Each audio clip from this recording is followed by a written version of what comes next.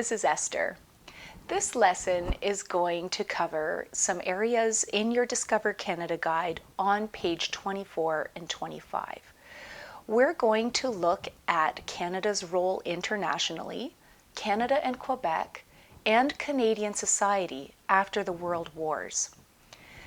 So I just want to mention here that your Discover Canada guide only covers these areas and these topics in a small amount of detail. So I really hope this lesson gets you interested and curious to check out the links and resources that I'm providing for you in the links and resources area of this module. Okay, let's get started with Canada and international engagement. Over time, Canada has developed the ability to help other countries internationally.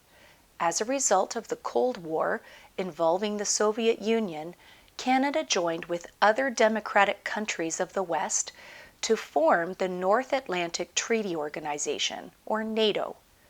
Canada also participated in the North American Aerospace Defense Command, called NORAD for short, and they did this with the United States. Canada participates in the United Nations, or the UN, as well. Canada participated with the UN by defending South Korea in the Korean War in 1950 to 1953. Canada is well known internationally for sending peacekeeping missions in places like Egypt, Haiti, Cyprus, and the former Yugoslavia and Afghanistan. Now we're going to look at Canadian society at home, and we're going to start with a focus on Quebec.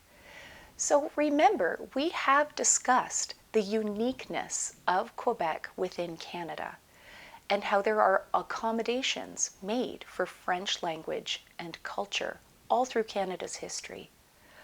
Up until the 1960s, leaders in Quebec and the people of Quebec had held tightly to their religious institutions and cultural traditions, keeping them separate from English Canada. In the 1960s, French-Canadian society experienced some very quick changes. This period was called the Quiet Revolution, where politicians and educated professionals modernized the province. Quebec became less religious, and businesses and factories started to be owned by French people instead of just a few rich English people. In 1963, the Canadian government established the Commission of Bilingualism and Biculturalism. This led to the Official Languages Act in 1969. This act means all services of the federal government must be available in French and English. In 1970, Canada helped develop the Francophonie, an international group of French-speaking countries. Some member nations are Laos, Haiti, Côte d'Ivoire, and the Democratic Republic of Congo. In an earlier lesson, I've talked about the fact that Canada recognizes Quebec as a nation within a nation. However, Quebec remains a province that is part of Canada. There is an ongoing movement in Quebec for sovereignty. The sovereignty movement promotes the separation of Quebec from the rest of Canada. There have been 2 referendums. These referendums were votes that asked the people of Quebec if they would like to separate or stay part of Canada. In 1980, the sovereignty movement was defeated, and in 1995, it was defeated again. In addition, it is important to know that in 1982, when the Canadian Constitution was changed, remember that picture with Queen Elizabeth signing the Constitution? This Constitution was changed without the agreement of Quebec. In both referendums I just talked about, the vote was very close. Many Quebecers, even today, want to separate from Canada. So I hope you're able to see how all of our history lessons have helped us understand the unique role of Quebec in Canada, even up until today.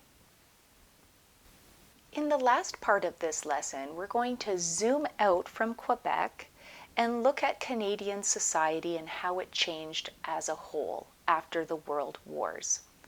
At the top of page 24 in your guide, it says, social values changed and that Canadian society became more open and flexible.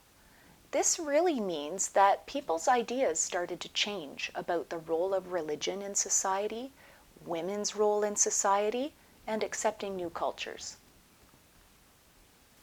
More people started to go to college and university, and more women started to work outside of their homes.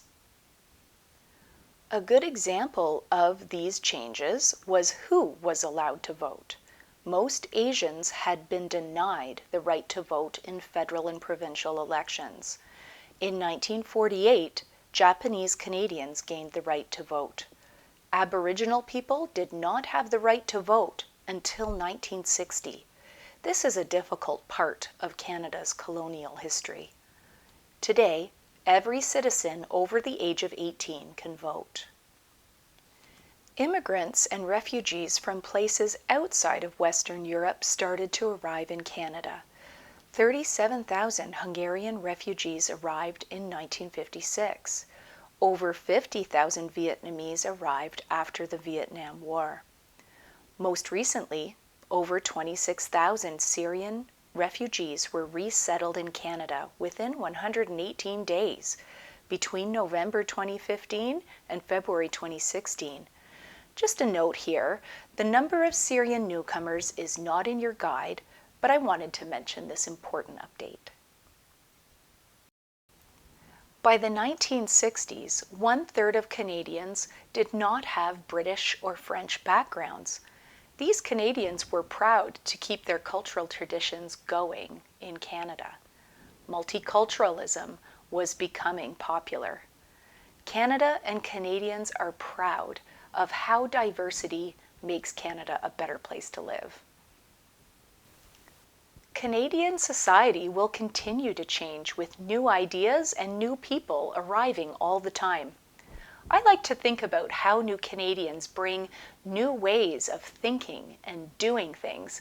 It makes us all richer. Okay, see you in the next lesson.